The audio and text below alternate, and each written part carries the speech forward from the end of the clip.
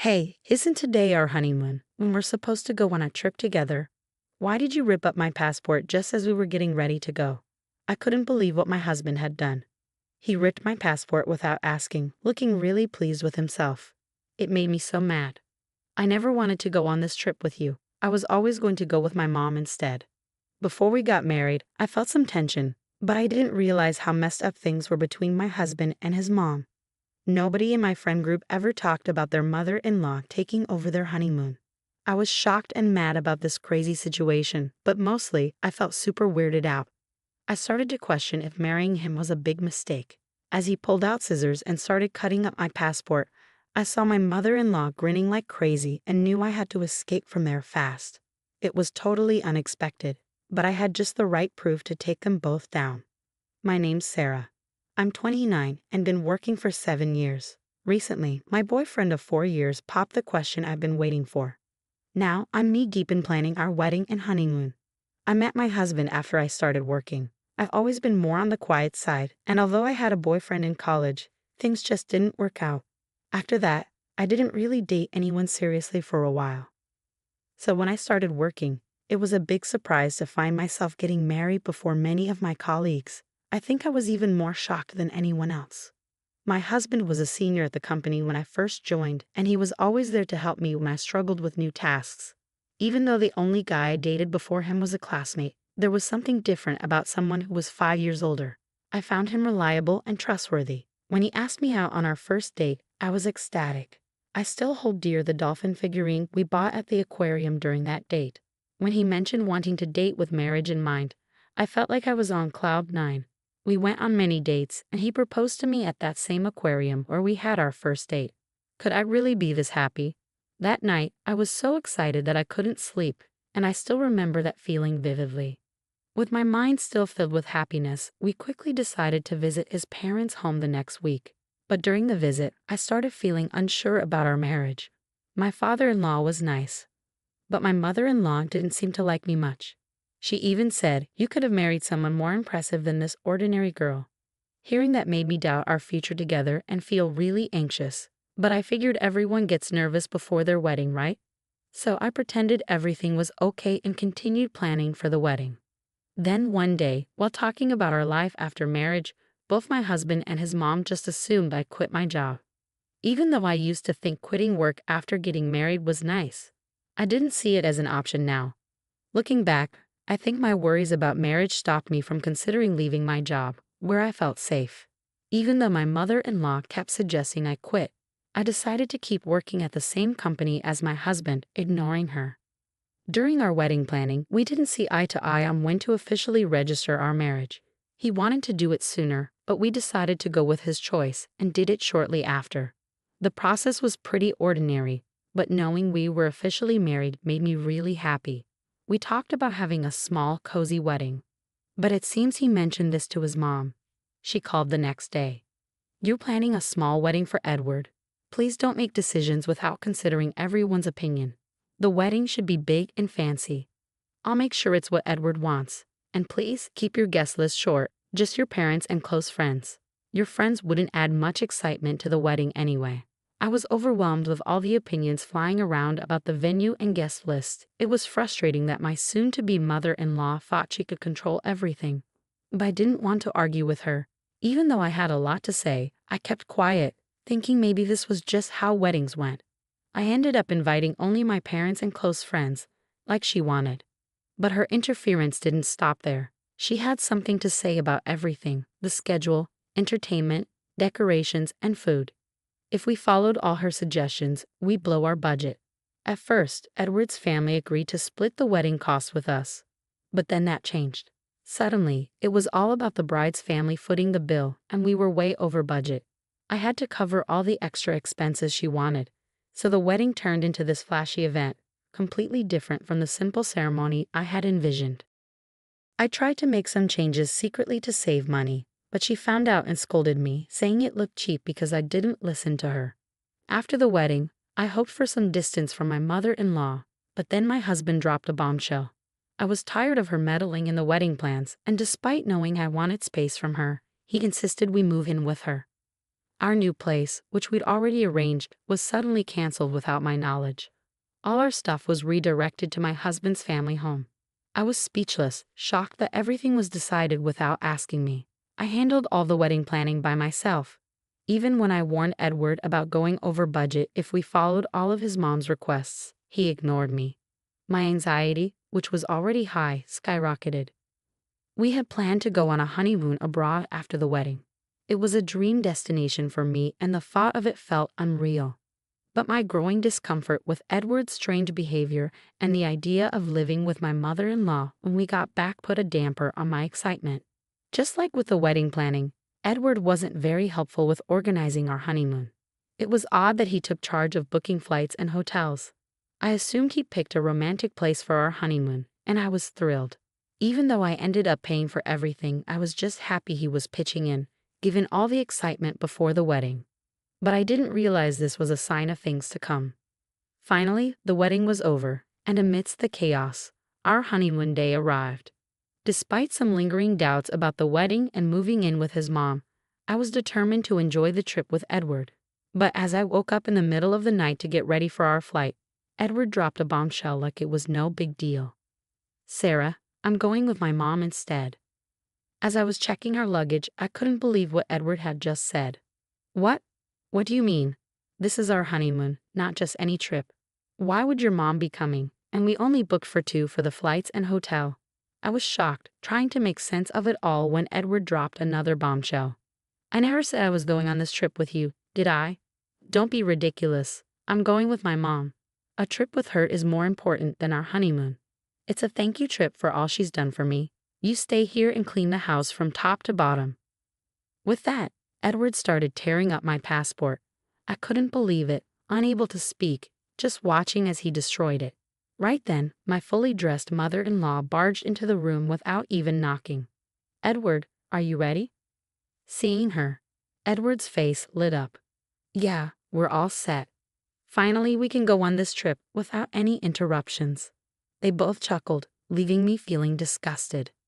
It hit me then. I was about to marry a nightmare.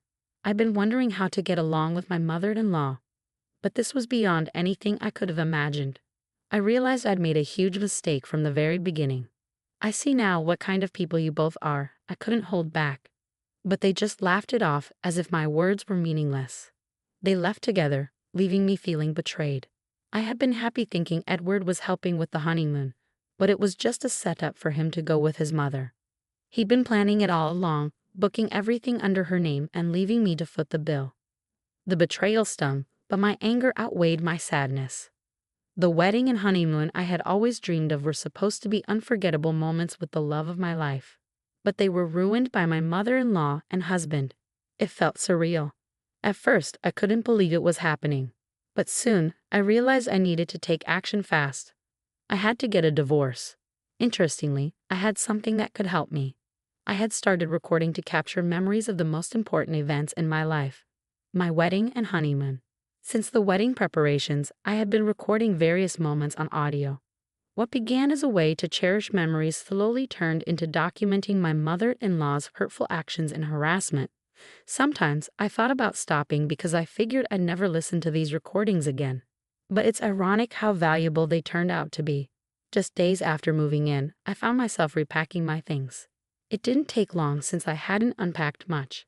I couldn't help but wonder if my husband and his mother were already at the airport. The thought made me furious, so I tried to push it aside.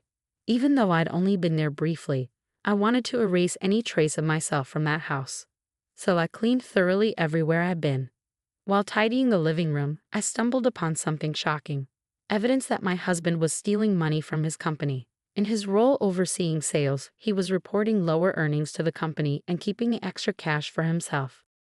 And it seemed his mother was involved too. She had detailed notes of the actual sales, the money he pocketed, and even listed all the luxury items he bought her with the stolen money. It was a lot. I couldn't believe they'd left such evidence out in the open. Finding out about my husband's wrongdoing left me horrified. I realized the seriousness of the situation. For a moment, I thought about trying to smooth things over since I also worked at the company. But then I thought, why should I help someone who ditched me for a honeymoon with his mother? So, armed with evidence of the embezzlement, I went to the company. Even though they were supposed to be on their honeymoon, my colleagues were shocked to see me in the office. As everyone bombarded me with questions about why I was at work instead of on my honeymoon, I decided I had nothing to hide. I explained that my husband and mother-in-law had gone on the honeymoon instead, that my passport was destroyed, and that I had paid for the entire trip. My colleagues, bosses, and superiors were shocked and furious on my behalf. I thanked them for their concern and headed to the executive area of the company. What my colleagues didn't know was that one of the top executives at the company is my uncle. I never mentioned this to anyone, not even my husband or mother-in-law. I didn't want people to think I got the job because of family connections, so I applied and secured the position based on my own merit. Since my uncle isn't involved in human resources, I asked him not to reveal our relationship before the orientation. Though surprised, he respected my decision and assured me that we would maintain a professional relationship at work. As a child, my uncle treated me like his own, showering me with love and indulging my wishes. We even went on trips together when I was younger. Despite my parents scolding me for asking him to buy me things, he adored me. Since joining the company, our paths rarely crossed except for a brief exchange during orientation. When I visited his office, my uncle's warm smile quickly faded as he sensed something was wrong. "Why are you here? Weren't you supposed to be on your honeymoon?" Seeing his familiar face, I couldn't hold back my tears. Through sobs, I told him everything that had happened. He was visibly furious, a side of him I had never seen before. I explained my husband's embezzlement and handed over the evidence. My uncle promised to hold a board meeting immediately to address the situation. After promising to address the situation, my uncle asked about my plans for the day. When I mentioned heading home, he suggested we grab some food together before he dropped me off. Despite the unbelievable betrayal I had experienced, I felt genuinely grateful for the warm-hearted people in my life who cared for me. A week later, when my husband and mother-in-law returned from what was supposed to be our honeymoon, I received an immediate call. My husband was furious that I hadn't picked them up from the airport or cleaned the house as instructed. He demanded to know where I was. With the support of my uncle and parents, I had already hired a top-notch divorce lawyer, and the process was underway. Without giving my husband a chance to speak, I said firmly, "You two are loud and annoying. I don't want to hear your voices anymore. Why would I pick up someone I'm divorcing? And why would I follow your orders to clean?" He was momentarily stunned but quickly resumed his ranting. "Do you think it's okay to speak to me like that? I did you a favor by marrying you. If I divorce you, you'll never find someone else. My mom's furious too. If you come back now and cook for us, I might forgive you.